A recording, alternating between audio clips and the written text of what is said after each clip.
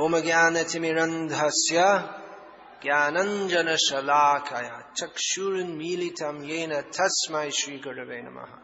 Translation: having achieved love of Godhead, the devotees sometimes cry out loud, absorbed in thought of the infallible Lord. Sometimes they laugh, feeling great pleasure, speak out loud to the Lord, dance or sing. Such devotees, having transcended material conditioned life, sometimes imitate the unborn Supreme by acting out his pastimes, and sometimes, achieving his personal audience, they remain peaceful and silent. Purport: Srila Vishwanath Thakur has explained the symptoms of love of Godhead. Rudanti, the devotees cry, thinking, another day has passed and still I could not obtain Krishna. Then what will I do? Where will I go? From whom shall I inquire? And who can possibly help me reach Krishna? Hazanti, it is late at night. The sky is dark, and Krishna is determined to steal from the house of one of the elderly gopis. He is hiding underneath a tree, in the corner of the courtyard belonging to one of the cowherd men. Although Krishna thinks that he is completely concealed, he suddenly hears a voice from one of the elderly members of the family. Who are you there? Who are you, I say? Thus Krishna has been caught, and he begins to flee the courtyard. When this humorous scene is revealed to the devotee begins to laugh heartily. Nandanti, when Krishna actually reveals his transcendental form to the devotee experiences the highest transcendental bliss. Vadanti, the devotee says to the Lord, O Krishna, after so many days I have finally achieved you. When all of the devotee's senses are absorbed in Sri Krishna, the devotee has successfully transcended the material condition of life. This is indicated by the word alokikaha. Alokikaha on the transcendental platform is explained by the Lord in Bhagavad Gita, Mam Chayogya Vicharena Bhakti Yogena Sevate Sagunam Samatitaitan Dhamma Goyaya Kalpate. One who engages in full devotional service, who does not fall down in any circumstance, at once transcends the modes of material nature and thus comes to the level of Brahman. According to Srimad Swami, Ajam Harim Anushilayanti Talilam Adhinayanti. Anushilayanti indicates that out of extreme ecstasy, the devotees sometimes imitate or act out the pastimes of the Supreme Lord. This ecstatic symptom was manifested by the gopis in Vrindavan during Krishna's absence. In the 21st verse of this chapter, it was stated that one who has understood that there is no happiness either on earth or in material heaven must surrender at the lotus feet of a bona fide spiritual master. Tasmad gurum prapadyeta jignasu shraya uttamam. The following verses gave many detailed instructions regarding the activities of a bona fide disciple. Now this verse is describing the mature fruit of devotional service, namely pure love of Godhead. Everyone has the opportunity to come to this platform of transcendental bliss by taking the dust of the lotus feet of Krishna's representative on his head. One should give up the mentality of envy and false prestige and humbly take shelter of the mercy of the Supreme Personality of Godhead. The spiritual master is to be considered the incarnation of the Lord's mercy. There is absolutely no doubt that a sincere soul who serves a bona fide spiritual master will achieve the highest perfection of life. Shreya Uttamam, he will enjoy eternal bliss and knowledge in the personal abode of the Lord. Today is my 47th death day. I'm now 47 years dead in this body, as Prabhupada would point out. That if someone is 50 years old, that means they're 50 years dead. And actually, we are dead without Krishna consciousness. Achaitanya vidam vishvam, this whole material world is in dead condition, lifeless, without Krishna consciousness. Often people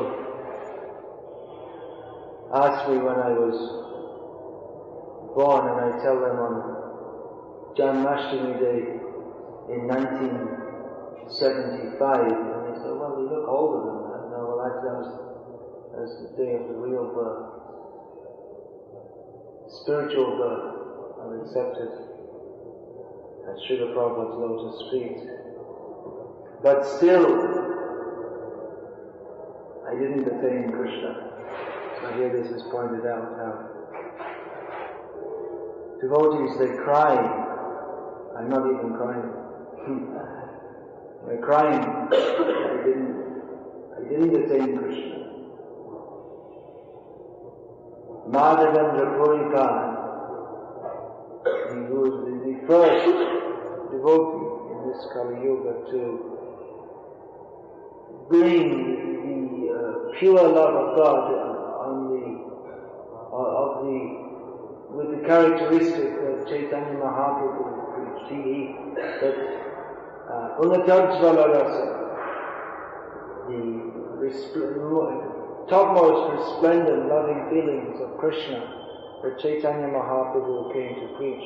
This Madhavendra Puri, he gave what is Krishnadas Kaviraj Goswami has described as Premankur, the sprout, just the beginning to sprout, the tree of love of God. So Madhavendra Puri, he,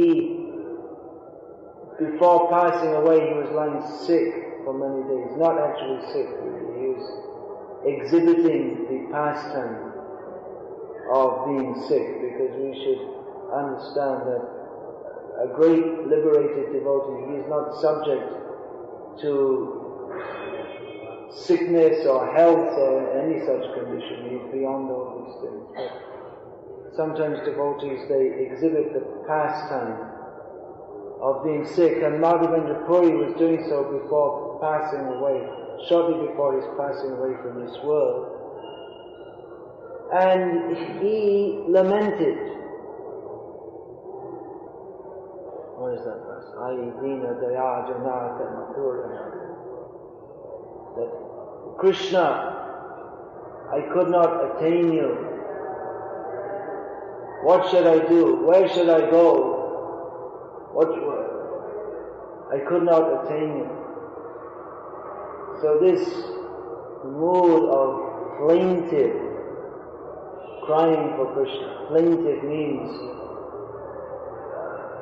calling out with a feeling of great distress, pain in the heart. This is called in Sanskrit katar.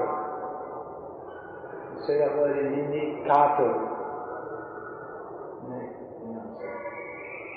It means just like that calling out in distress, the distress that one feels due to separation from the beloved or not being able to attain the beloved. So we'll find this term, kato, that is often used in Sri Chaitanya Charitamrita to describe Chaitanya Mahaprabhu's kato, his feeling of distress, which was that Chaitanya Mahaprabhu, he personally experienced this every night while at Puri, while residing in Puri, after going through his tour to South India. Then he was residing at the Gambhira, that is the room in the house of Kashi Mishra, where Chaitanya Mahaprabhu stayed, and he would pass the night with, most of the night he would pass with Sri Damodar and Ramananda Rai, his two most intimate associates. During the daytime, Chaitanya Mahaprabhu would be engaged in various activities with many devotees, and they would have lots of kirtan, and they would be listening to Bhagavatam. Especially Caitanya Mahaprabhu used to go daily. He would walk from his house to Gambhir a little distance. Now there are so many roads. He would, that time I guess he would just go straight. So it would be not very far. Anyway, to the temple of Tota Gopinath, Caitanya Mahaprabhu had given Gadadhar Pandit the service of worshipping Gopinath, the Gopinath deity, who came to be known as Tota Gopinath, because he was, Tota means a garden, that's a local term for garden, so there was a nice garden there at that time, and Gopinath, Gadadhar Pandit would worship Gopinath there along with the Radha and Lalita deities. So Caitanya Mahaprabhu would go there daily with so many other associates, and in the courtyard of the temple of Gopinath, Mahaprabhu would listen to Gadadhar Pandit recite the Bhagavatam, and especially he would recite the parts, the sections of the Bhagavatam describing the pastimes of Dhruv Maharaj and Prahlad Maharaj, which it's also stated that even in his youth, before taking sannyas, Caitanya Mahaprabhu especially liked to hear these sections from the Bhagavatam. So in these ways, he would be bathing 3 times in the sea. He had a regular schedule. He would go for darshan of Jagannath. He would accept prasad, usually in different different devotees' residences. So in this way, Caitanya Mahaprabhu was engaged in various ways during the day, and in this way he remained happy during the day. But at night, when there were no various activities, just he would be alone with his mind. If we're alone with our minds. So Caitanya Mahaprabhu, he would say, Anya Hriday Man Moraman Vrindavan, that others' heart and their mind is the same, but my mind is in Vrindavan. So Caitanya Mahaprabhu was feeling that separation from Vrindavan, and very painful, feeling great pain. With Ramananda Rai and Swarup Damodar, he would experience the painful ecstasy, which sounds like an oxymoron or a contradiction, not an oxymoron, but a contradiction. That painful ecstasy. Ecstasy means something which is very enjoyable, joyful, and painful. That's generally we don't think that pain is very enjoyable. Of course, there is a certain kind of mentally deranged person called a masochist, who inflicts pain on his body and he thinks it's enjoyable. But generally, it's not considered enjoyable. Pain and enjoyment are not considered synonymous, rather the opposite. But Caitanya Mahaprabhu he was especially absorbed in the feelings of Srimati Radharani after Krishna left Vrindavan. So that was very painful for her, and Caitanya Mahaprabhu was experiencing that. And Ramananda Rai and Swarup Damodar, they would sing different verses from Shastra, from Bhagavatam, from the songs and poems composed by Chandidas, Vidyapati, and Jaidev Goswami, especially that Gita Govinda. And Ramananda Rai would also recite prayers or verses from his own Jagannath Vallabha Nataka, a drama which he had composed.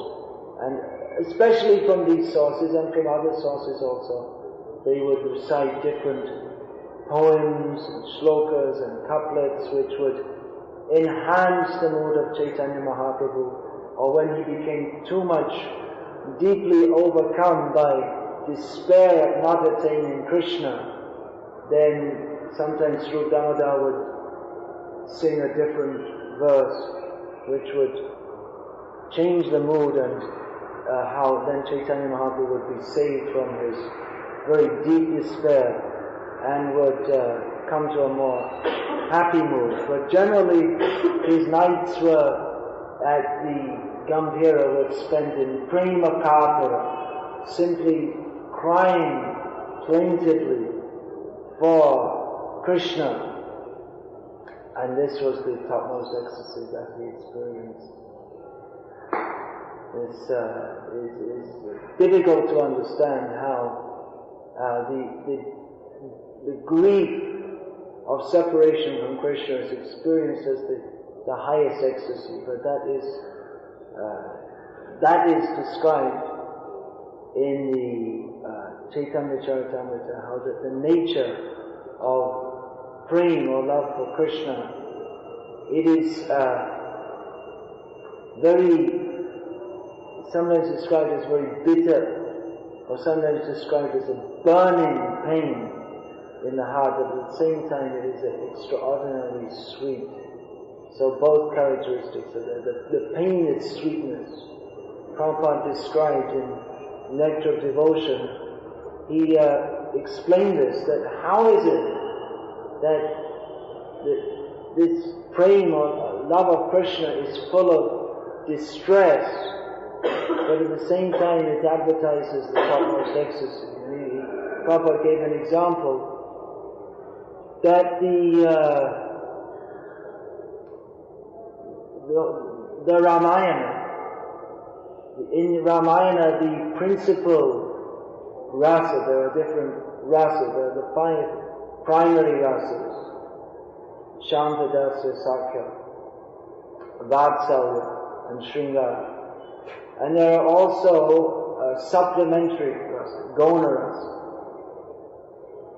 Mukhya rasa and Gona rasa. So among the Gona rasa, or the supplementary rasas, one is Karunya rasa, which actually these are all terms which come in dramatics. You'll find in the Natya Shastra, or the Natya Shastra means the science of dramatics and dance. So all these are described, how the actors will manifest the different rasas, and with the aim of making that rasa become manifest within the heart of the audience.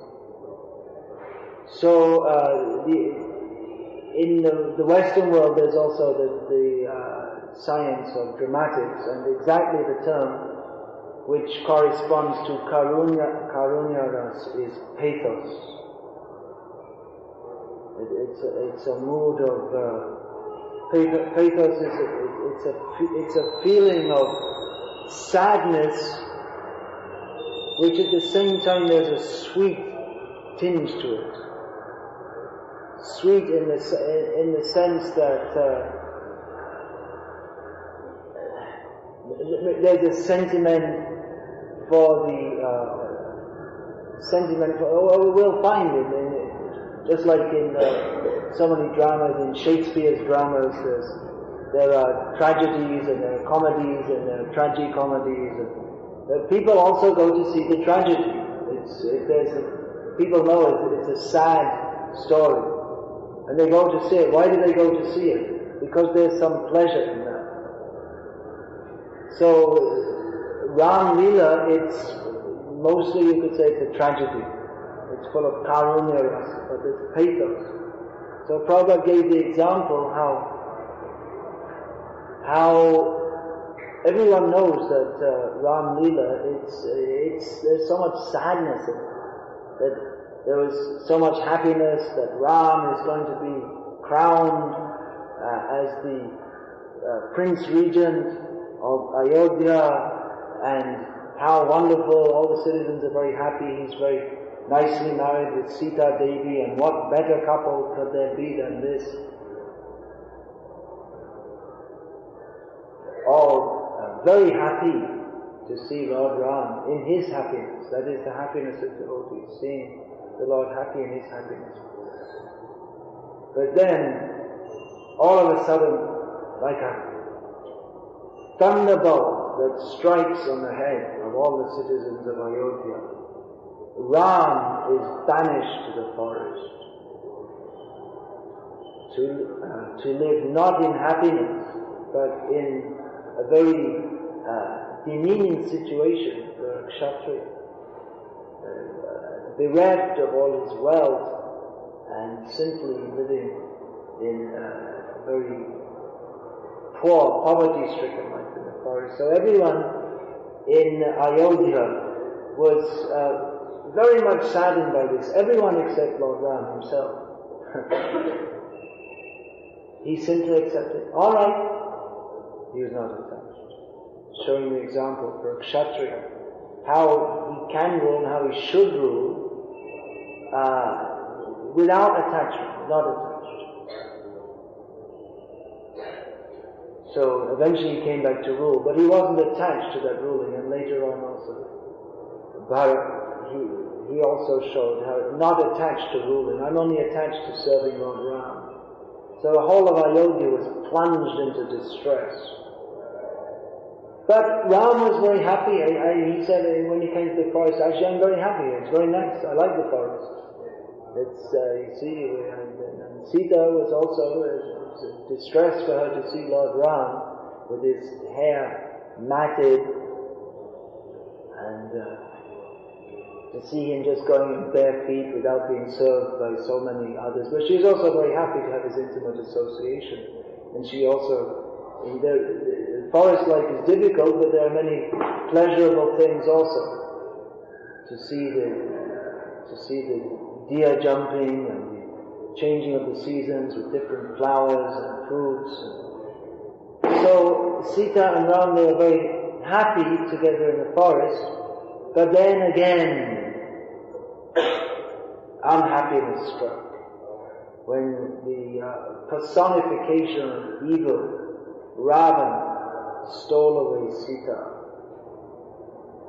So anyway, it's a very long story, and eventually Ram retrieved Sita from the hands of Ravana. There's so many friendships made and so many things in the meantime. And having attained having again attained Sita, then she came into public, and all the monkeys and everyone were there waiting. And normally a woman won't come in public, but there are chaste women won't come out in public, but there are certain instances in which she may, and it was cited from Shastra how she may come in public at this time. And all the monkeys, they actually wanted to see her, not out of an improper desire to see her, but they wanted to see, who is this? Who is this lady who Ram has gone to so much trouble, and the whole of Lanka has been razed and so many people killed, and for the sake of this, who is this personality that Ram is so much attached to? We ourselves are so much attached to Lord Rama. Then how great is this lady that he is so much attached to her? They didn't think it's a bad thing that he should be attached to her. So for so many reasons, they wanted to see Sita Devi, and she was also very anxious to see Lord Ram. Of course, she was very anxious to see Lord Ram. She had no other thought in her mind than Ram. She was so much distressed at being taken away by Radha, and she was so happy to see Lord Ram. But then when she came into his presence, she saw that he didn't look happy. He looked very grim. And he spoke to her very harshly. what sounded like very harsh words. You'd think that his heart would be melting to receive her. But he spoke very harshly. He said that I have now done my duty to uphold the dignity of my family, that my wife has been kidnapped and I have killed the perpetrator of this crime and released my wife from his clutches. Now I have done my duty and you may go wherever you like, because you've been away from my home for 1 year. We cannot trust any woman who's away from the protection of her husband, even for 1 day, so what to speak of for 1 year. So therefore, now you are freed and you may go wherever you like and do whatever you like. And this was very horrible news for Sita Devi and for everyone. You know, when we went to this whole fight and we thought that we're going to reunite Sita with Ram, now they are united and he's telling them, I don't want anything more to do with you. So more sadness. And then Sita Devi, she said that she called that, all right, then we should test. I have not even for a moment thought of or desired even slightly within my mind anyone but Lord Ram. And let the fire be go. I shall enter the fire and I shall call Agni Dev, who is present everywhere. He's one of the devas, being the deva of the fire element. He is present everywhere because fire is present wherever there is heat, there is fire. So there is heat, otherwise this world would be frozen. And Agni is present within every living body, especially there's heat in the body, so he's present there. So she called to Agni. She said, I will enter fire. And Agni can bear witness that if I have ever, even for a moment, even slightly desired anyone other than Ram, or if in any way my chastity towards Lord Ram has been violated, even slightly, even subconsciously, even within my mind, then may Agni consume this body, because I myself have no desire to maintain it. If I myself been even slightly unchaste, then let Agni consume my body.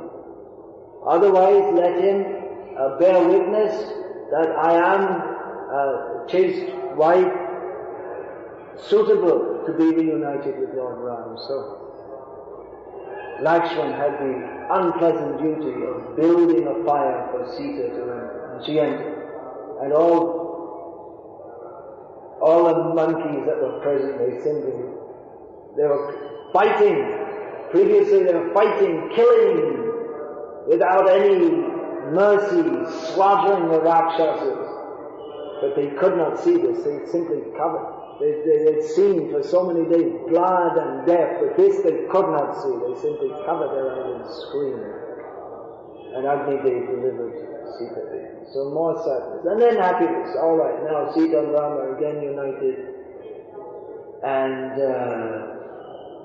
then unhappiness for Lord Ram that came before the Dasharatha in his unhappiness and left this world. So that was unhappiness for Lord Ram. And then again happiness. Now they're reunited and all came back to Lanka and all the citizens very happy, everything is very wonderful. Now Lord Ram is back with Sita. And then again there came Lord Ram saw the necessity to banish Sita. And then he lived for so many years, 12,000 years, ruling Ayodhya without Sita. So it's simply, there are moments where there are happiness in Ram Leela, but wherever there is happiness, there's a little happiness, then again everything comes down to the sad situation. So Prabhupada, of course I dilated a bit on this, but Prabhupada just gave briefly in the Nectar of Devotion, describing how Ram Leela is full of sadness. But then how is it, Prabhupada gives the rhetorical question, how is it that great devotees like Hanuman and so many other great devotees of Lord Ram, and even not great devotees, but what we may say, devotees, they like to hear Ram Leela again and again and again? Because actually it's a giver of happiness. It appears to be distress, but actually it's simply transcendental happiness. Shrinu Sukhadam Shubhadam Bhavasaram. To hear the pastimes of the Lord in His various avatars, including that of Lord Ram, which is mentioned among the Das avatars. This is from Dash Avatar story. That hearing about the pastimes of the Lord in His various avatars it gives happiness and auspiciousness. So although it may appear to be very sad, it is all transcendental bliss. There's no sadness in the life of the devotee. There's no sadness. There's no distress. There may appear to be distress, but what appears to be distress in the pastimes of the Lord and of His devotees, it is all transcendental happiness. Jato dekho Vaishnavaya Bevohaduk Nischoy Janehotaha Parananda Suk. Vrindavan Das Thakur in Chaitanya Bhagavatam has given the warning, don't think that devotees are ever distressed, because their apparent distress is actually it's all transcendental happiness. Once a devotee showed Prabhupada, there's quite a well-known picture. I don't know if it's well-known nowadays, but in those days it was, even when I joined, it was quite well-known picture. That was a photo of Prabhupada. It was on the wall of our temple, the very place temple in London, of Prabhupada with his mouth turned down. If we see someone smiling and with upturn that's smiling, it seems like happy, and downturn it seems like sad. And one devotee said to Prabhupada, Prabhupada, in this photo you look very sad. And Prabhupada said, you don't know, that was a moment of great ecstasy, transcendental ecstasy. So, Krishna's pastimes are full of ecstasy. Devotees are full of ecstasy, even if it sometimes manifests as crying, is manifest as separation from Krishna, which the devotee feels very sad. It's all transcendental bliss. One thing I noticed about in American culture especially, culture we're using for the sake of a better term, in the absence of any other term, although it's not really a very precise term for the American way of life, but they seem to equate happiness with smiling and laughing.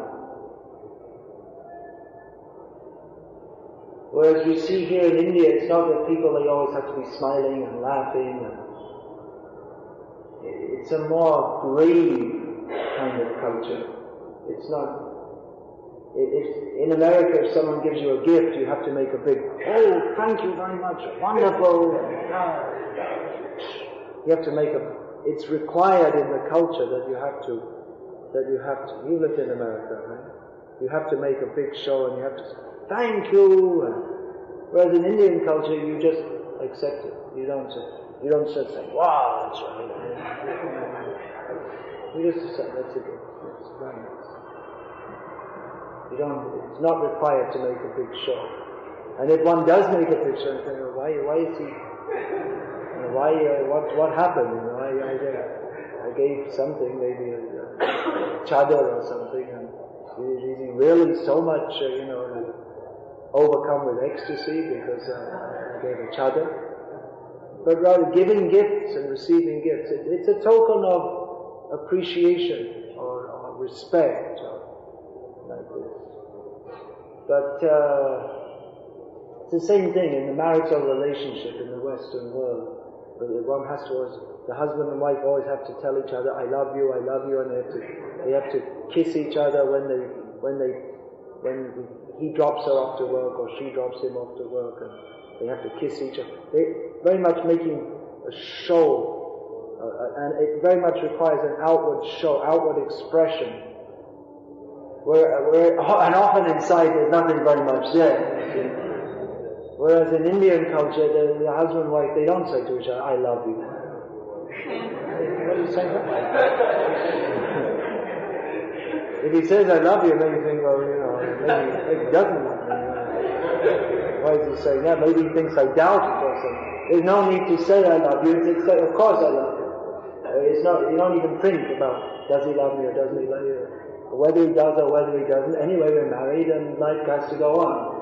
So it's a much more subtle culture in which feelings are for each other. They don't. It's not required that they be externally expressed. It's understood. The relationships are not based on a big melodramatic outward show, but rather the feeling is there, or the exchange of rasa that is there. Rasa goes on a more subtle platform, and the expression of love is how in one's everyday dealings and behavior and service like this. And it's because in Western culture it's like giving a gift, because people are so much attached to material things that they think if love is expressed by giving people things. You love your children by giving them many toys, but they give many toys to their children, but they don't spend any time with them. The average American child gets 40 minutes a week from their parent, usually one parent, because their parents are divorced. So they get 40 minutes a week. They may get $40 worth of toys a week, but they don't get action. The parents think that, well, I don't have time for my children, so give them a toy. That will show that I love them and that will make them happy. But there's nothing. There's nothing there. It's just something external. So this exchange of loving feelings in Indian culture, it's definitely giving a gift. That's one priti lakshana, dadati, pratigrihnati, giving and receiving gifts. That's a symptom of love, but it's not that what the gift you give. But what did you give me? What am I going to get? What am I going to get? What kind of gift? You have to spend a lot of money, and then we'll understand that you actually love me. But no, the gift, just like Krishna says, Patram pushpam phalam toyam yome bhaktya prayachati tadaham bhakti parit ashtami prayatamana. Leaf, flower, fruit or water. What is that?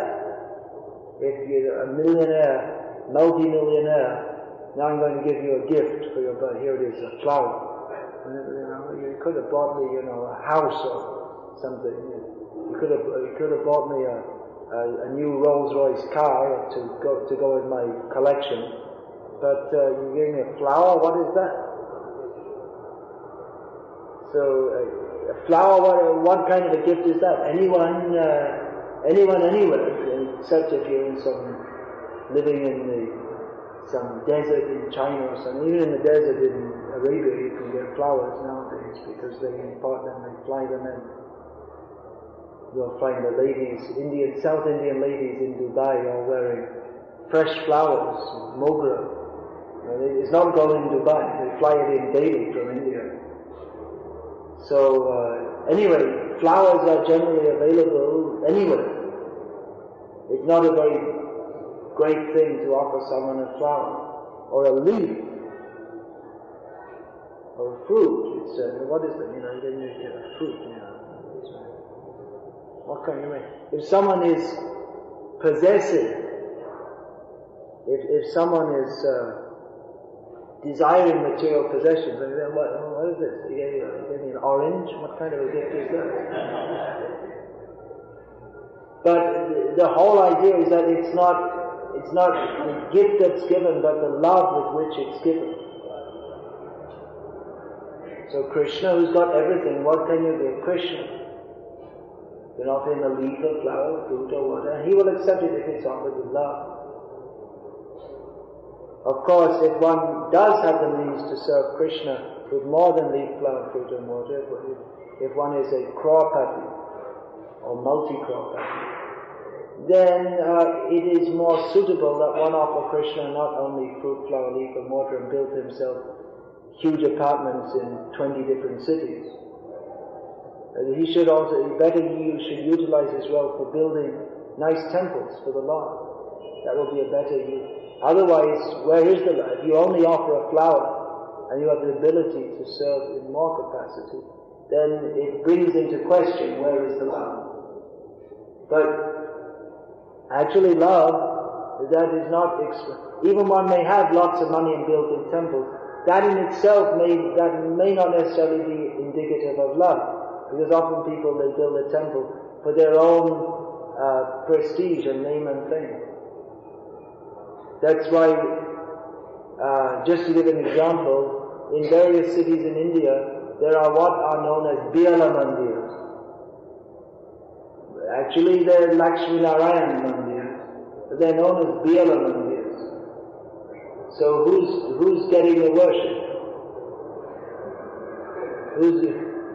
Whose glories are being propounded more by building these temples? If they're known as Biala Mandir. It's the Biala family. So, it's not necessarily that one is performing bhakti for the pleasure of the Lord, but if he does actually do so, then the Lord will be very satisfied. Even with leaf, flower, fruit or water. If one actually has love for Krishna. So this series of verses that we're reading now, they are describing love of Krishna, which is the mature fruit of practice of the Krishna consciousness sadhana program. From sadhana comes siddhi, and the siddhi is love of Krishna. And the symptoms, some of the symptoms are being mentioned here. That one will cry tears of regret that I did not attain Krishna. Just like this Madhavan before he was crying, I did not attain Krishna. All my life I was searching for Krishna, but I never attained Krishna. This is the ecstasy that Caitanya Mahaprabhu came to teach, how to search for Krishna.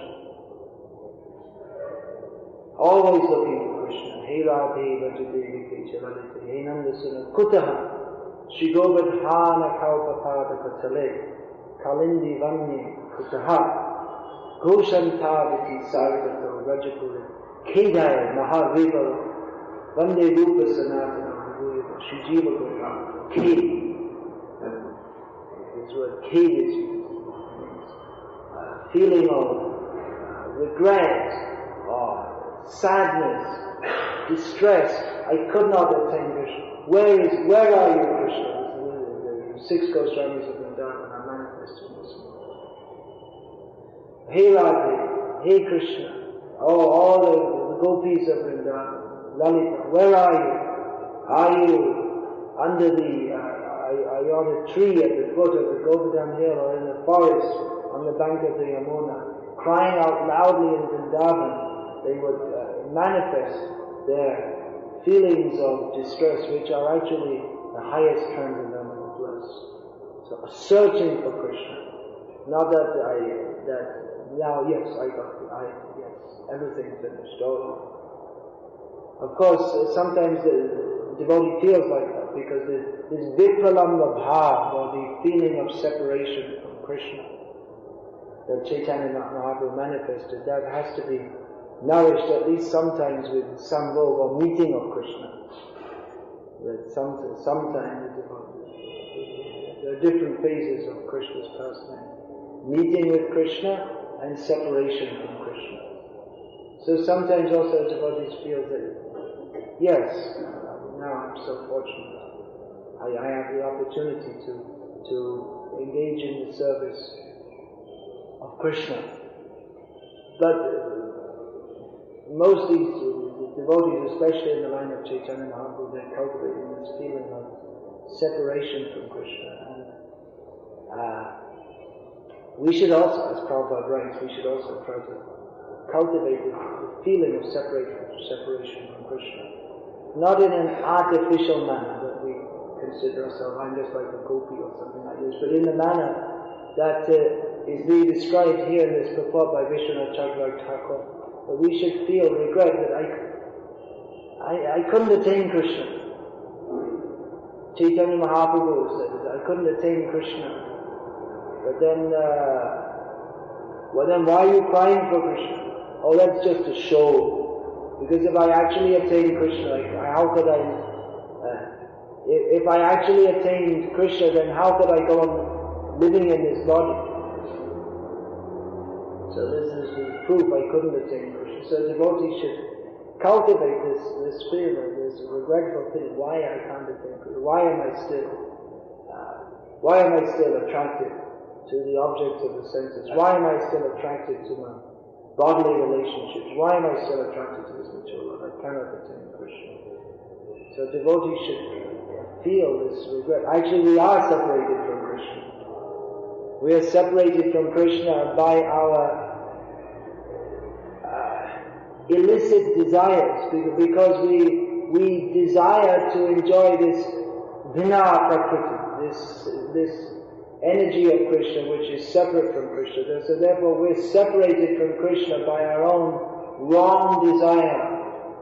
Krishna bhuli, sejivan adi bahirmukh. We are separated from Krishna, not as Chaitanya Mahaprabhu is feeling separation from Krishna in prema katura. We have neither praying nor katura. We have neither love for Krishna, neither are we calling out in distress for Krishna. We're feeling quite satisfied in our materialistic situation. This is lamentable. We should lament for our lack of love for Krishna.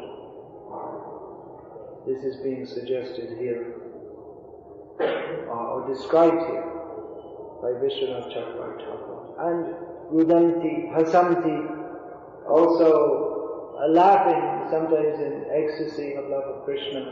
The devotee is laughing, seeing the wonderful pastimes of Krishna, seeing or hearing about the wonderful pastimes of Chaitanya Mahaprabhu.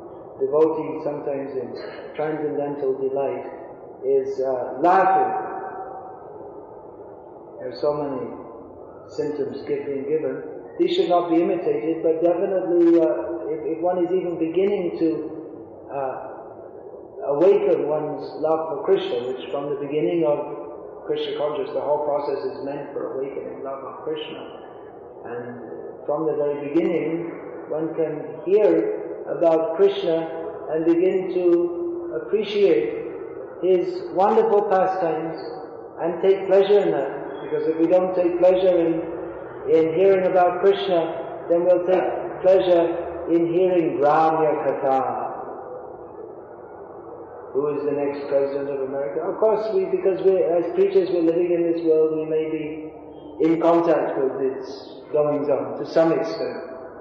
But that is not our interest. That is not our subject matter. That what will be the next political configuration? That is not our subject matter. As in passing, or as some kind of, not exactly necessity, but can be, for those who are living in this world and preaching Krishna, or attempting to preach Krishna consciousness, then to know, they should know some of these things. Who's the Prime Minister of the country and different things like that. Otherwise we look foolish. I had that personal experience once. When I was in England, and then I was speaking with some guest at the temple, and they mentioned to name someone to me, Callahan. And I said, who are you talking about? Callahan? Who's that? He said, you don't know, it's the Prime Minister. He'd been 2 years the Prime Minister, and since I joined the temple, I never bothered to keep in contact with any news. I had no idea who the Prime Minister of the country was. So, in the estimation of that person who was speaking to me, I was a very strange person. What's called otherworldly. There's a word in English, otherworldly. It means a synonym, or is to have your head in the clouds. It means that you're so much absorbed in some other world, like some it means like a spiritual person who's so spiritual that they're totally impractical. It's a somewhat derogatory term for someone who's impractically detached from this world.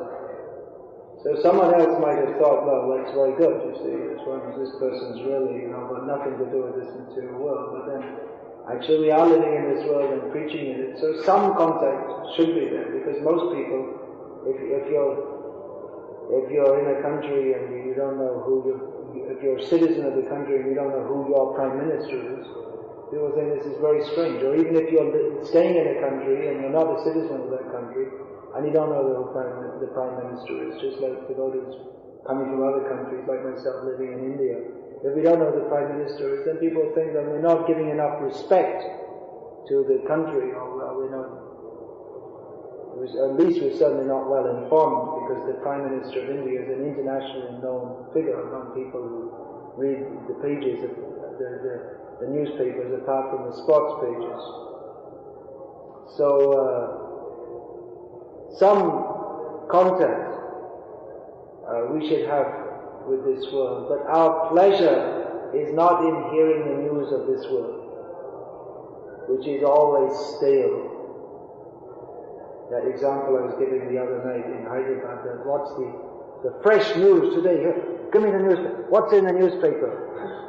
What's going on? That same fresh news, hot news, after a few days, that will only be useful for putting pakoras in from the hotline. The same hot news is now hot from hot pakoras. Otherwise, no one has any interest in it. Or sometimes in Russia, we used to see the newspapers.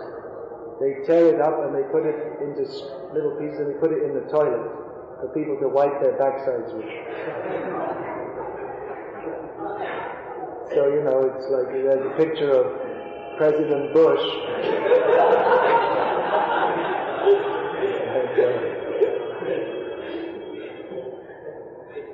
So it becomes very useful in this way.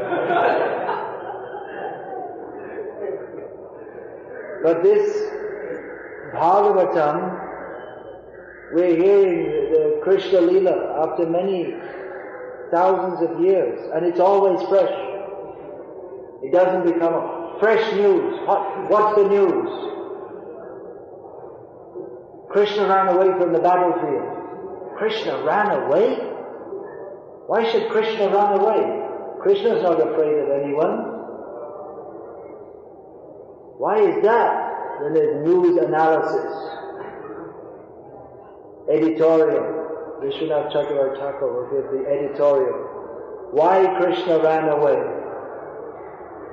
Well, there are so many things. He doesn't want to, it's below his Yavan, Kala by name.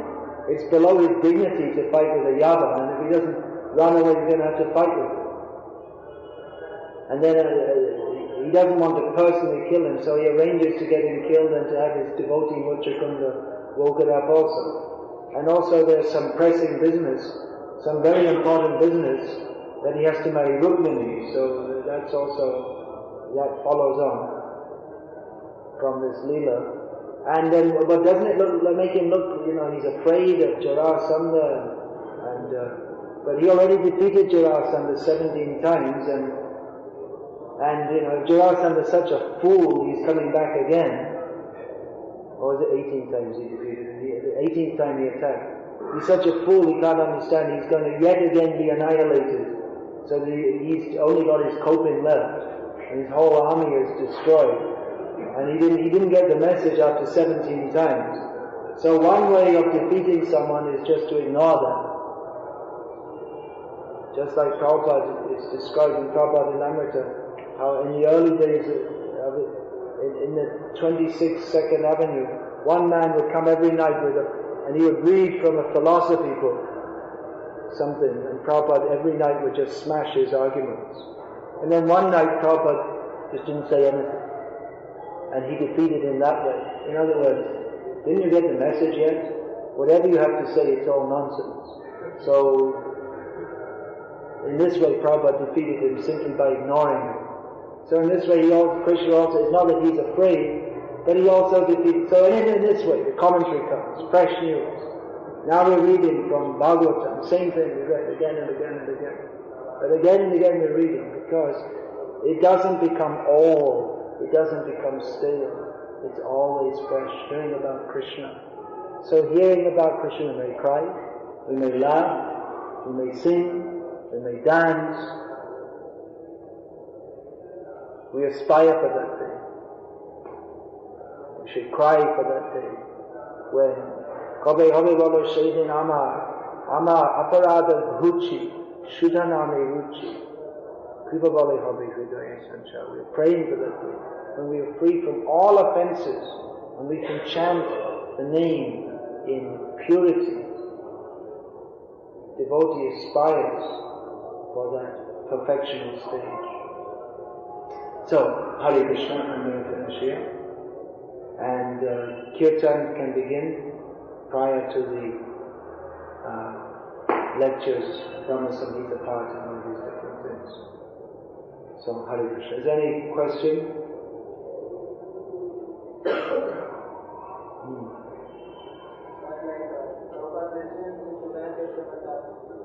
Our goal of life is love and inspiration. The goal of life of the followers of Caitanya Mahaprabhu is love and separation from Krishna. So, but on the other hand, like you mentioned, the small separation from Krishna, Prabhupada mentioned that you should nurture the separation from Krishna like that. You should nurture those feelings. But then, I'm just saying that the goal is nurture separation. Love and separation is nothing. It is different from the separation of Krishna. The separation we have at the moment is we're separated by our own wrong desires. So we have to get out of that separation and feel this transcendental separation from Krishna. But that has to come itself. The gift of pure love for Krishna, that is given by Krishna, but the means and the end is the same. We shouldn't artificially try to pretend that I'm on the platform of feeling separation from Krishna. But at the same time, if we do, actually I explained this in the class. We should hear about Krishna, and actually that will awake, by hearing about Krishna from pure devotees, that will awaken at least the beginnings of a desire to attain to that platform. And our crying at this stage is the crying that I couldn't attain Krishna. I'm still so fallen and rasped. This Gopinath song of Bhaktivinoda Thakur exactly expresses the emotions of one who is aspiring of feeling that I couldn't attain Krishna, but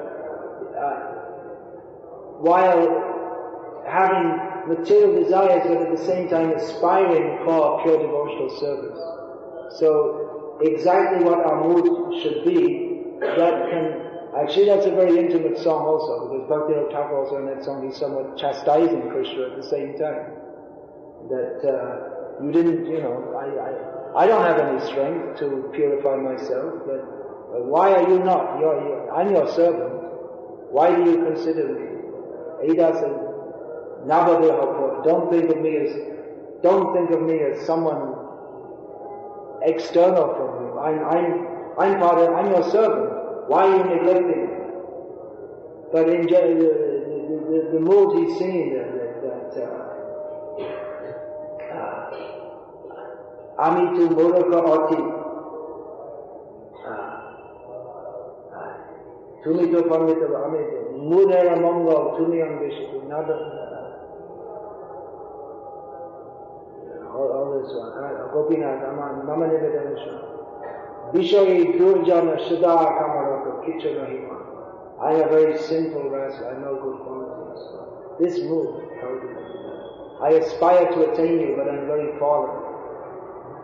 So this mood, exactly a conditioned soul, in the mood that Bhaktivinoda Thakur has expressed in that song, Gopinath, this mood we should cultivate. Not try to artificially pretend that I am on the liberated platform.